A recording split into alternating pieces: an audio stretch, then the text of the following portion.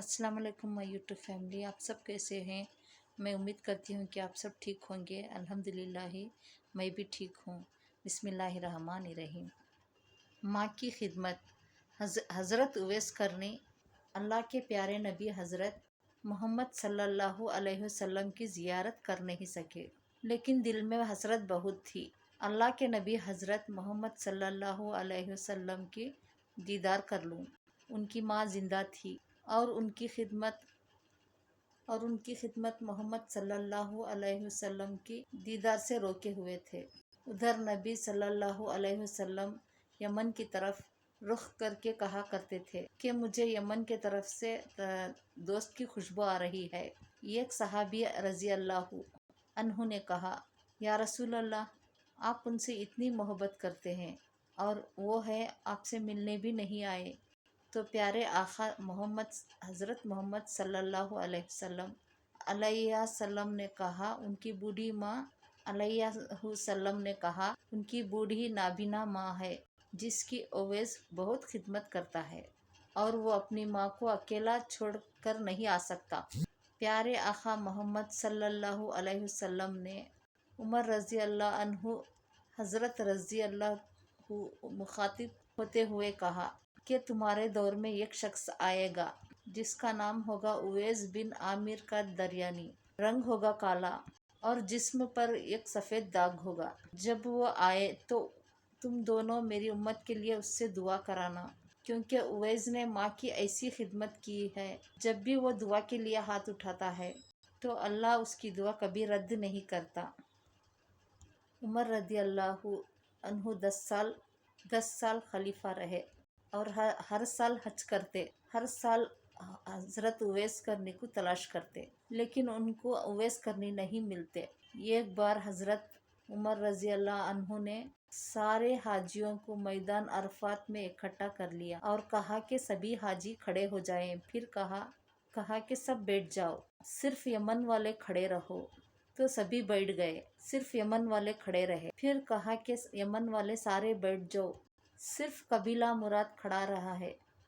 फिर कहा मुराद वाले सभी बैठ जाओ, सिर्फ करण वाले खड़े रहो। तो फिर सिर्फ एक आदमी बचा। फिर हज़रत उमर रज़ी अल्लाह ताला अन्हों ने कहा कि आप करनी हो? तो उस शख्स ने कहा, हाँ करनी हो। हज़रत उमर ने कहा कि उवैस करनी को जानते हो? तो उस शख्स ने कहा कि हाँ जानता हूँ, वो तो मेरे सगे भाई का बेटा है। आपने पूछा कि उवैस है किधर? तो इस शख्स ने कहा कि वो अरफात गया है ऊँट चराने के लिए। आपने हज़रत रज़ी अल्लाह अन्हु ताला ने अन्हु को साथ लिया, अरफात के और दौड़ लगाई। जब वहाँ पहुँचे तो देखा उवैस करनी पेड़ के नीचे नमाज पढ़ रहे हैं और ऊँट चारों ओर चर रहे हैं। आप दोनों बैठ गए। हज़रत उवैस करनी की नमाज पूरी होने के इंतज़ार करने लगे। जब हज़रत उवैस करनी ने सलाम फेरा, हज़रत उमर रज़ी अल्लाह अन्हु ताला अन्हु ने पूछा, कौन हो भाई? तो हज़रत उवैस करनी ने कहा, अल्लाह का बंदा उमर रज़ी अल्लाह ताला हूँ।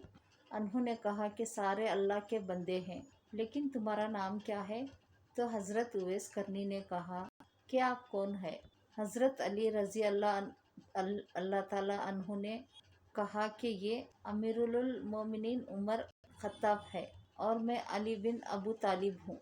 हज़रत उवैस का यह सुनना था कि थर थर काँपने लगे और कहा कि जी मैं माफ़ी चाहता हूँ, मैंने आपको पहचाना नहीं था। उमर रज़ी अल्लाह अन्हु ने कहा कि आप उवैस हो? तो उन्होंने कहा, हाँ मैं ही उवैस हूँ। उमर रज़ी अल्लाह अन्हु ने फरमाया कि हाथ उठाइए और हमारे लिए दुआ फरमा दे। वो रोने लगे और कहा कि दुआ करो, आप लोग सरदार, मैं नौकर आपका, और मैं आप लोगों के लिए दुआ करूं।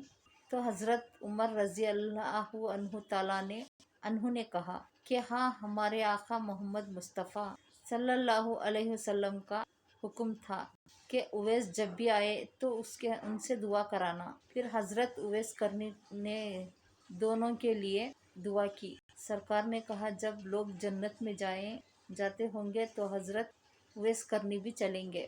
اس وقت اللہ نے فرمائے گا باقیوں کو جانے دو اور اویس کو روک لو۔